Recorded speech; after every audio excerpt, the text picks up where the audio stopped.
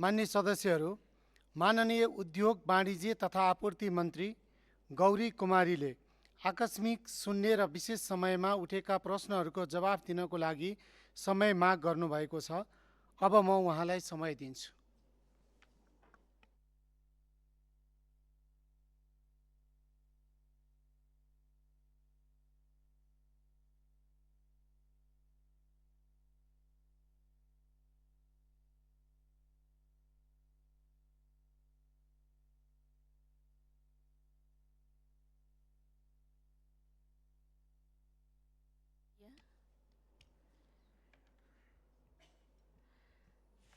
सम्मान्य सभामुख महोदय, मान्य सदस्यज्यूहरू, नमस्कार। उद्योग वाणिज्य तथा आपूर्ति मन्त्रालयसँग सम्बन्धित विभिन्न विषयमा मान्य सदस्यहरूले यस गरिमामय सदनमा उठाउनुभएका प्रश्न तथा सवालहरूको सम्बन्धमा सरकारको तर्फबाट गरिएका सम्बोधनका प्रयास लगायतका विषय अवगत गराउन र मान्यज्यूहरूका प्रश्न चासोहरूको सम्बोधन गर्न उपस्थित भएको छु। यसका लागि समय उपलब्ध गराउनु भएकोमा सम्मान्य सभामुखज्यूलाई धन्यवाद दिन चाहन्छु। साथै सम्बन्धित विषयमा चासो र सकारात्मक सुझावको लागि मान्य सदस्यहरूप्रति समेत आभार प्रकट गर्दछु। सामान्य सभामुख महोदय, मान्यज्यूहरूले उठाउनु भएको विषयलाई सरकारले गम्भीरतापूर्वक लिई प्राथमिकताका साथ कार्यान्वयन गरिरहेको बेहोरो अवगत गराउँदै आज म सबै मान्यज्यूहरूले जिज्ञासा राख्नु भएको हाल बजारका ग्यास वितरणमा देखिएको समस्या र मन्त्रालयबाट समस्या सम्बोधन गरेका पहलहरूको एकमुष्ट सम्बोधन गर्ने विषय निवेदन गर्दछु। खाना पकाउने ग्यासको आपूर्ति पर्याप्त नभएको भन्ने मान्य सदस्यहरूले उठाउनु भएको विषयका सम्बन्धमा अघिल्ला वर्षको यसै अवधिमा भएको आयातको तुलनामा हाल नियमित माग धान्न सक्ने परिमाणमा नै ग्यास आयात र वितरण भइरहेको भए तापनि 2083 साल साउन महिनादेखि पूरा सिलिन्डर वितरण प्रारम्भ भए पश्चात ग्यासको मागमा एकैपटक वृद्धि हुनु गई बजार केही असहजता सृजना भएको देखिन्छ।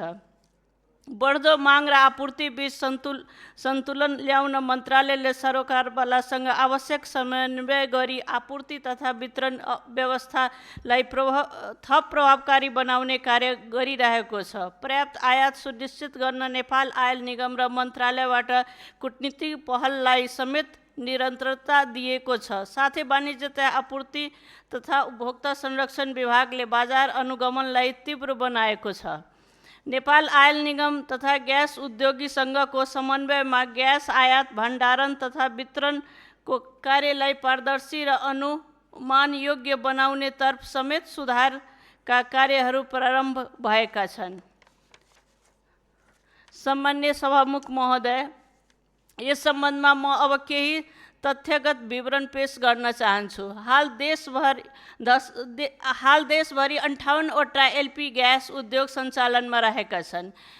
कुल भण्डारण क्षमता 10,166 मेट्रिक टन र दैनिकी फिलिङ क्षमता करिब 1,75,00,000 ग्यास सिलिन्डर बजारीकरण भएको छ।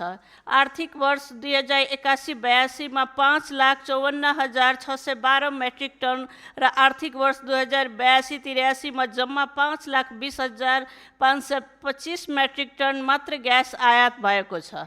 उद्योग तथा वाणिज्य र श्रम तथा उपभोक्ता हित समिति मिति 2083-3-31 गते बसेको बैठक पश्चात दिएको निर्देशन कार्यान्वयनको लागि नेपाल आयल निगम र वाणिज्य आपूर्ति तथा उपभोक्ता हित संरक्षण विभागलाई उक्त 6 बुँदे निर्देशनलाई समेत गम्भीरतापूर्वक लिई सुधार तथा अनुगमनको कार्य अगाडि बढाइएको छ। समितिको निर्देशन अनुसार एलपी ग्यास सिलिन्डर ट्र्याकिङ सम्बन्धी प्रणाली तयार गर्नको लागि निगमको इन्जिनियरिङ परियोजना तथा सूचना प्रविधि विभागबाट कार्य प्रारम्भ भएको छ भने तत्कालका लागि गुगल फर्म प्रयोग गरी उद्योगबाट भरिएको सिलिन्डर बिक्री डिपो र विक्रेताहरूलाई वितरण भएको स्थान खुल्ने विवरण सङ्कलन गरी मन्त्रालयको वेबसाइटमा समेत राख्न प्रारम्भ भएको छ। हाल एलपी ग्यास माग अत्यधिक वृद्धि भएकोले वितरणमा देखिएका समस्या समाधानको लागि भारत सरकारलाई एलपी ग्यास आयातको कोटा 3 महिनाको लागि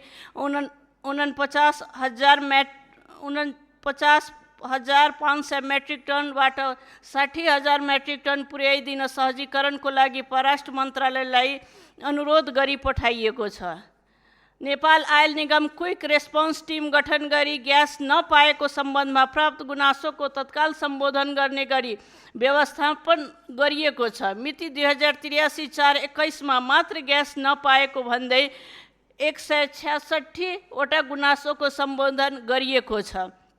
साथै मिति 2083-4-20 मा विभिन्न उद्योगबाट 37,100 थान तथा मिति 2083-4-21 मा 44,954 सिलिन्डर बजारीकरण भएको अवस्था छ।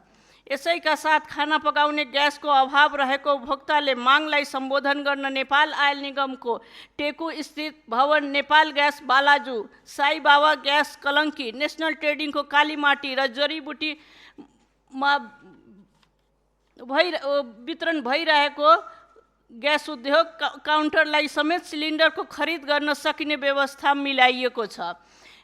यसै गरी वाणिज्य आपूर्ति तथा उपभोक्ता हित संरक्षण विभागले पछिल्लो समयमा 45 भन्दा बढी ग्यास डिपोको अनुगमन गरेको छ। गुनासो आएको उपत्यकाका बाहिरका जिल्लामा प्रशासन कार्यालयहरू एवं नेपाल आयल निगमको प्रादेशिक कार्यालयहरू मार्फत समन्वय भइरहेको छ। मैले उल्लेख गरेको यी तथ्यले केही दिनमा हालको असहज अवस्था सुधार आउने सङ्केतहरू प्राप्त भएको छ। सामान्य सभामुख महोदय, अब मैले नेपाल आयल निगमको उपभोक्ता सचेतना सम्बन्धमा गरिएका केही मुख्य कार्यहरूको जानकारी गराउने अनुमति चाहन्छु। गत पौष महिनाको देशैभरिका ग्यास उद्योगका प्रतिनिधि तथा ग्यास विक्रेतालाई इन्डियन आयल कर्पोरेसनबाट प्रशिक्षक झिकाई सिलिन्डरको सेफ्टी, सुरक्षा तथा सिलिन्डर ह्यान्डलिङ सम्बन्धी 3 दिने तालिम प्रदान गरिएको थियो भने चालु आर्थिक वर्षमा नेपाल आयल निगमको आर्थिक वर्ष नीति तथा कार्यक्रम एवं बजेटमा समेत सचेतना सम्बन्धी कार्यक्रम समावेश गरी बजेट विनियोजन भएको हुँदा सचेतनाको कार्यक्रमहरू प्राथमिकताका साथ कार्यान्वयन हुने समेत अनुरोध गर्दछु। सामान्य सभामुख महोदय, सम्मानित सभामुख मार्फत यस सदनमा म आम उपभोक्ता, ग्यास उद्योगी तथा डिलर र विक्रेतालाई निम्न आग्रह समेत गर्दछु। वितरणमा हाल देखिएको असहजता केही दिनमा पूर्ण रूपमा समाधान हुने भएकोले अफवाह र भ्रमपूर्ण सूचनाको पछि नलागी आवश्यकता अनुसार मात्र ग्यास खरिद गर्न, अनावश्यक सञ्चय नगर्न म सम्पूर्ण उपभोक्ता वर्गमा हार्दिक आग्रह गर्दछु। सहज र न्यायोचित वितरण सुनिश्चित गर्न वैकल्पिक सिलिन्डर नभएका सर्वसाधारण उपभोक्तालाई पहिचान गरी प्राथमिकतापूर्वक ग्यास उपलब्ध गराउने व्यवस्था तत्काल मिलाउन तथा ग्यास खरिदकर्ताको विवरण राख्ने सबै ग्यास विक्रेता तथा डिलरहरूलाई आग्रह गर्दछु। साथै अन्त्यमा ज्येष्ठ नागरिक, अपाङ्गता भएका व्यक्ति, सुत्केरी महिला, विद्यार्थीलाई प्राथमिकतामा राखिएको छ। अन्त्यमा एलपी ग्यासको आपूर्ति र वितरण कार्यलाई सहज तुल्याउन सम्पूर्ण निजी क्षेत्र, उपभोक्ता अधिकार कर्मी, सञ्चारकर्मी, जनप्रतिनिधि र सम्पूर्ण सरकारी निकाय र आम उपभोक्ताबाट सदाझै सहयोग प्राप्त हुने अपेक्षा राख्दछु।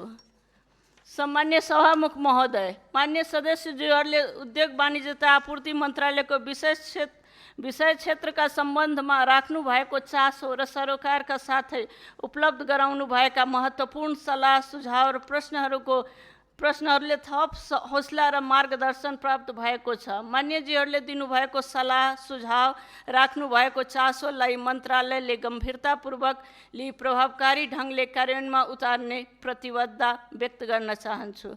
धन्यवाद।